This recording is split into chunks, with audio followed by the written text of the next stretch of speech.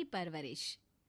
जिंदगी किसी को किस मोड़ तक ला सकती है। एक दिन कविता अपने पति से कहती है, कौन है ये बच्ची, बताते क्यों नहीं, क्यों लेकर आए हो इसे यहाँ? कविता, ये मेरी बच्ची है। माँ पापा मेरी शादी शिवानी से करने के लिए मान नहीं रहे थे, लेकिन मैं उससे बहुत प्यार करता था। अब वो इस दुनिया में नहीं है, लेकिन सन्निका की जिम्मेदारी मेरी है। इसे मैं अपने पास ही रखूंगा। कविता ये देखकर सुनकर सन्न रह जाती है। कैसी बात कर रहे हैं आप? लोग क्या कहेंगे? मैं कैसे इस बच्चे के साथ जीवन चलाऊंगी? देखिए, इसे देखकर मुझे टेंशन हो रही है। आप इसे ले जाइए यहाँ से। मेरी भी तो बेटी है, मैं उसका हक कैसे मार दूं? दिनेश कविता को किसी तरह समझा लेता है। देखो सन्निका, ये आज से तुम्हारी माँ है, इन्हें तुम्हें माँ कहना है। कविता को तो सन्निका को देखना भी गवारा नहीं है, फिर वो उसकी माँ कैसे बन पाती? और शायद दिनेश भी ये हकीकत जानता था। कुछ साल बाद देखिए, अब राधिका बड़ी हो गई है, उसके लिए किसी अच्छे घर का रिश्ता देखिए ना। शादी तो करवानी है ना? हाँ, लेकिन सन्निका उससे बड़ी है, पहले तो उसकी शादी तय करेंगे ना। जमाना जानता है कि वो एक नाजायज लड़की है, कोई उससे शादी क्यों करेगा? वैसे भी आता है क्या उसे, जो कोई उसे अपने घर की बहू बनाएगा? तभी वहाँ सन्निका आ जाती है। पापा, मुझे स्कॉलरशिप मिल गई है, आगे का सारा खर्चा यूनिवर्सिटी वाले उठाएंगे। मैं कल ही वहाँ हॉस्टल में शिफ्ट हो रही हूँ। लो, सुना दिया ना फैसला। अरे अब क्यों शिफ्ट हो रही हो? पहले ही हो जाती शिफ्ट। दुनिया में यूं कालिक तो ना होती हमारी। क्या यार कविता, एक तो खुशी की बात है कि लड़की को कुछ आगे बढ़ने पढ़ने का मौका मिल रहा है, लेकिन नहीं, तुमको तो केवल ताना मारना ही आता है। जाकर देखो शिवानी क्या कर रही है। अरे हाँ, मैं शिवानी को दूध देना भूल गई, वो कैसे उठेगी? कविता को ये सुनकर गुस्सा आ जाता है। हाँ हाँ, अपनी किताबों से फुर्सत मिले तब ना। मेरी बेटी ना कुछ खाए ना कुछ पिए, यही तो चाहती हो तुम। सन्निका, जिसने कभी कविता से बात ही नहीं की थी, क्योंकि वो उसे हमेशा कोसती, वो वहां से बिना कुछ कहे निकल जाती है। खाना तो पूरा बन गया, अब जाकर आराम से पैकिंग करती हूँ, कल वक्त से निकल जाऊंगी। देखिए जी, वैसे तो ये लड़की मुझे एक आंख पसंद नहीं, अपने कमरे में पैकिंग कर रही है। अरे मुझसे तो कभी बात भी नहीं करती। आप साफ साफ बोल दीजिए उसे कि घर से जाएगी तो सारा काम कौन करेगा? उसकी माँ।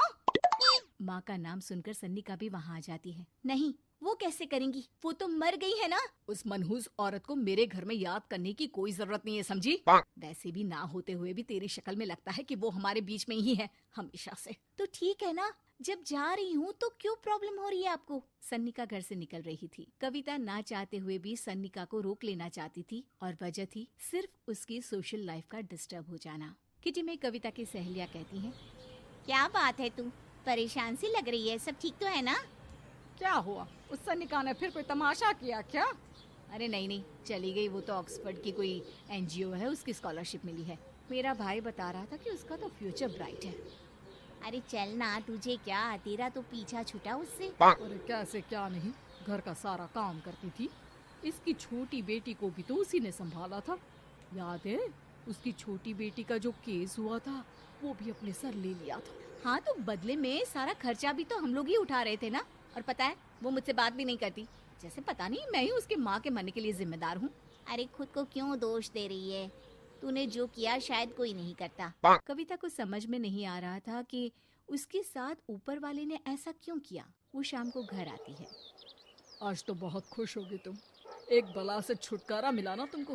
बेचारी की जिंदगी नरक बना कर रखी थी। वो तो कहते हैं ना, ऊपर वाला सब देखता है।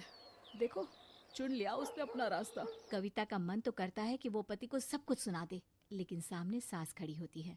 ये तो है, बेचारे को खाना बनाने से लेकर घर के सारे काम करने पड़ते थे। बाहर का भी कोई काम होता तो वही देखती। अब देखते हैं घर का काम कैसे होता है। तभी कविता की बेटी उसके लिए चाय लेकर आ जाती है। लो माँ चाय। कैसे रही किट्टी? अच्छी थी बेटा, खाने में कुछ बनाया है क्या?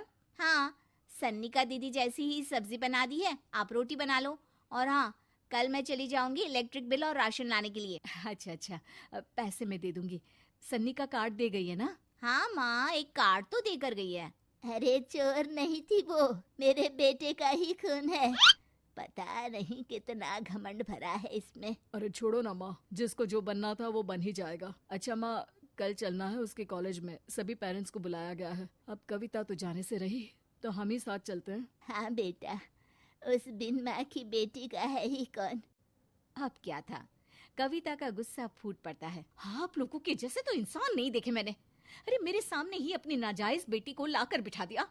रोज मैं उसे देखती तो एहसास होता कि कैसे आपने मुझे इतना बड़ा धोखा दिया। जरा सोचिए तो, अगर ऐसा ही कुछ मैंने किया होता तो। अरे रहने दे, क्या नहीं किया तूने उसके बदले में। उस मासूम के साथ क्या क्या करती थी सब जानते हैं हम। अरे छोड़ो ना माँ, ये तो एक बात लेकर बैठ जाती है। चलो सोने चलते हैं। अगले दिन दिनेश और उसकी माँ सन्निका के कॉलेज में जाते हैं। कैसी हो बेटा? मेरा नाम रोशन करना। जरूर पापा। ये ले बेटा, पैसे रख ले। नहीं, वो कविता ने काट दिया है। अरे बेटा, वो माँ है तुम्हारी, उसका नाम क्यों लेती हो? अरे हटाओ भी, क्या ही क्या है उसने इसके लिए, क्यों माँ बोले। तभी वहाँ सन्निका की टीचर आ जाती हैं। सन्निका की माँ नहीं आई? जी नहीं, वो घर में बेटी है ना, सबका एक साथ आना तो मुमकिन नहीं था। तो उन्हें भेज देते। हम सभी उनसे मिलना चाहते हैं। मानना पड़ेगा, बहुत अच्छी तरह से पाला है उन्होंने अपनी बेटी को। क्या घर का काम, क्या बाहर का। कॉन्फिडेंस तो कूट कूट कर भरा है। पैसे रुपये के लिए भी इसे किसी का मुंह नहीं देखना पड़ता। स्कूली शिक्षा भी लाजवाब है। पिता और दादी को एहसास होता है कि जिस कविता के पालन पोषण पर उन्हें हमेशा से शक रहा, वो सन्निका के भविष्य के लिए किसी वरदान जैसा साबित हुआ।